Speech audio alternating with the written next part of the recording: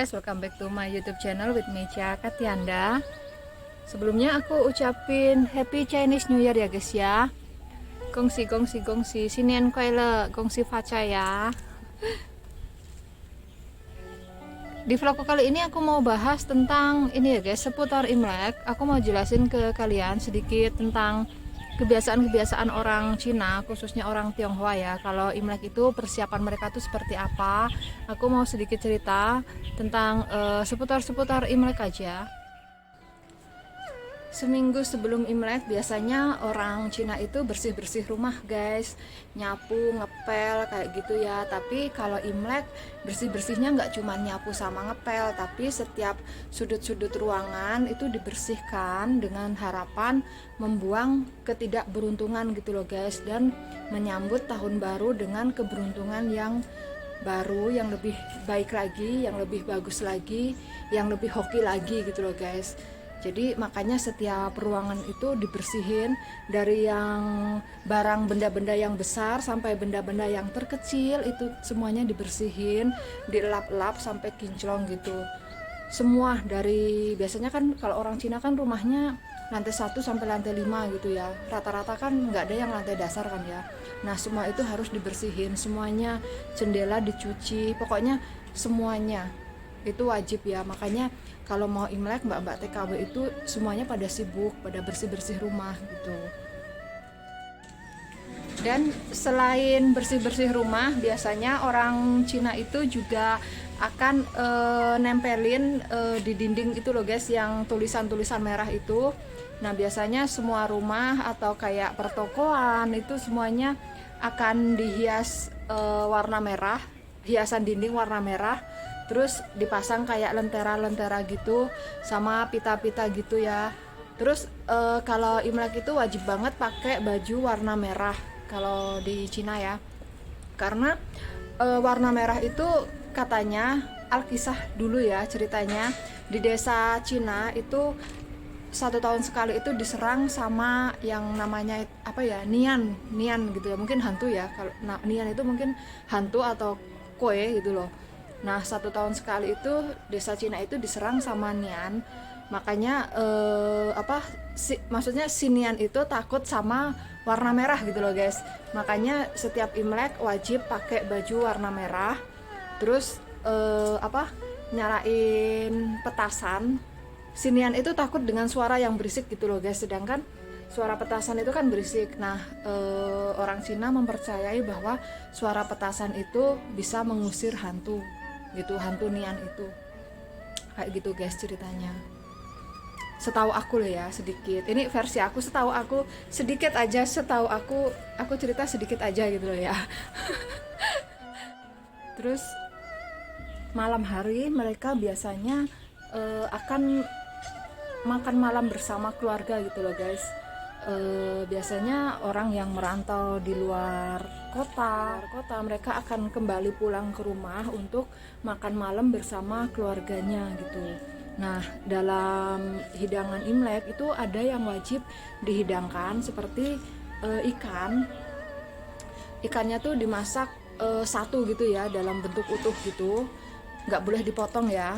Terus ikannya itu dimasak apa ya namanya ya, kayak ya utuh gitu loh guys, tapi ada sedikit kuah-kuahnya gitu, karena ikan menyimbolkan agar supaya usaha kita dalam 1 tahun itu bisa menabung, bisa menyisihkan rezeki untuk ditabung gitu loh guys, biar nggak boros kayak gitu.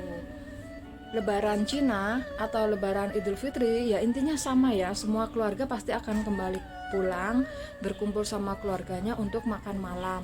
Terus ada juga makanan yang wajib ada di hari Imlek itu kue keranjang guys. Nah kue keranjang itu enak ya, manis-manis gitu, ada juga yang asin kayak gitu ya. Wajib lah, kue keranjang itu pasti wajib ada ya, dan pasti ada.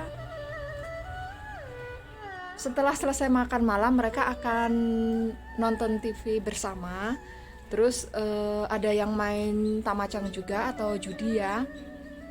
Tapi nggak yang beneran sih, cuman main-main doang gitu. Sampai tengah malam gitu biasanya kayak gitu guys. Terus setelah itu biasanya orang tua akan membagikan angpau ke anak-anak atau ke cucu-cucunya gitu loh guys. Samalah ya kayak di kita kalau Lebaran Idul Fitri kan suka ini ya bagi-bagi THR gitulah. Kalau di Taiwan kan angpau ya. Nah biasanya dibungkus pakai amplop merah itu dan dibagiin ke anak-anak kayak gitu guys. Kira-kira kalian dapat angpau berapa nih? Tapi biasanya angpau di Taiwan itu ya banyak sih ya, lumayan lah ya. 1.000 tuh kan nilainya udah 500.000 ya. Kalau dapatnya lebih dari itu kan udah jutaan ya kan. Tapi buat yang nggak dapet ya nggak boleh marah ya, kita harus ngertiin keadaan bos. Kalau itu kan juga nggak wajib kan. Jadi kalau misalnya kita nggak dapet ya nggak usah marah, nggak usah ngambek sama bos, karena itu nggak wajib. Jadi ya nerima aja gitu. Aku tahun kemarin nggak dapet loh guys. Tahun kemarin aku nggak dapet, tapi tahun sebelumnya aku dapet. Tapi ya aku nggak apa-apa lah ya. Gajiku toh juga udah lebih dari cukup dari sekedar angpau ya.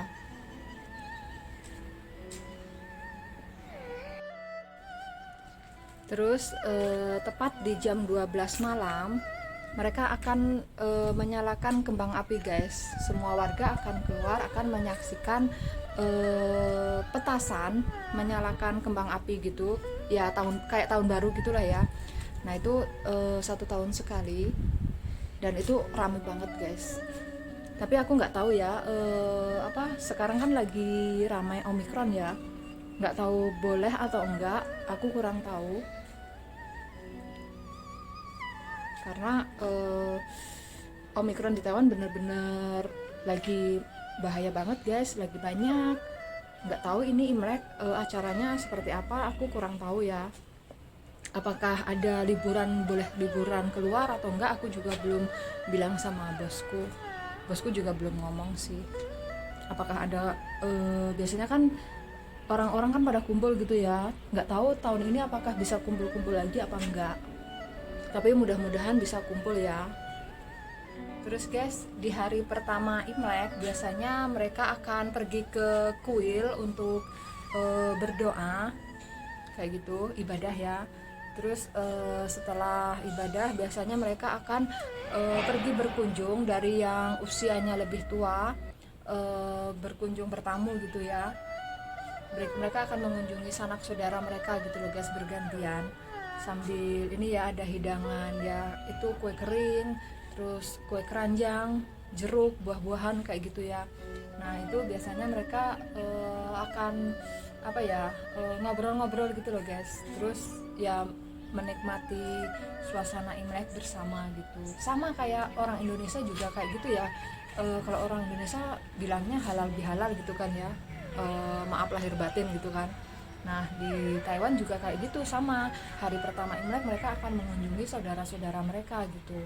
Terus akan ngobrol-ngobrol di ruang tamu. Terus biasanya juga ada jamuan makan siang kayak gitu. Setahu aku sih kayak gitu guys. Jadi nggak beda jauh ya antara Imlek, hari-hari besar yang lain itu kurang lebihnya sama. Cuman waktunya aja yang berbeda.